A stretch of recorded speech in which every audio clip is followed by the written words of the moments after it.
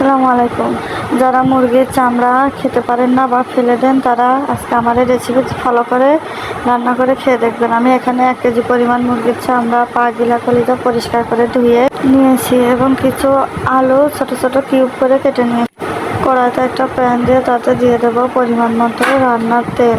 তেলটা কিছুটা গরম হয়ে আসলে তেলের মধ্যে দিয়ে দেবো কিউব করে কেটে রাখা আলুগুলো অল্প একটু নেড়ে চেড়ে এর মধ্যে দিয়ে দেবো কিছুটা হলুদের গুঁড়া, মরিচের গুঁড়া আর লবণ। মশলাগুলো দিয়ে ভালো করে নেড়ে চেড়ে লাল লাল করে ভেজে নেব।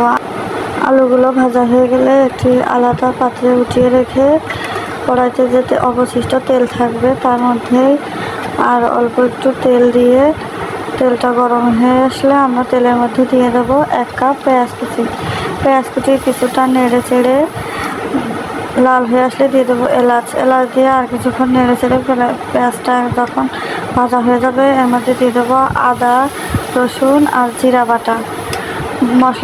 মশলাটা দিয়ে ভালো করে নেড়ে চেড়ে কষিয়ে নেব যতক্ষণ না পর্যন্ত লাল হয়ে আসবে। এর মধ্যে দিয়ে দেবো পরিমাণ মতো লবণ আর হলুদের গুঁড়া আর 2 চা চামচ শুকনো মরিচের গুঁড়া।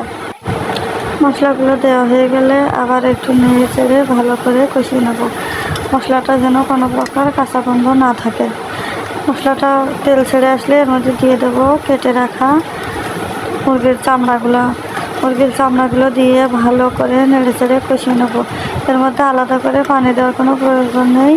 মুরগির চামড়া থেকে যে পানিটা ছেড়ে আসবে তাতে সিদ্ধ হয়ে আসবে।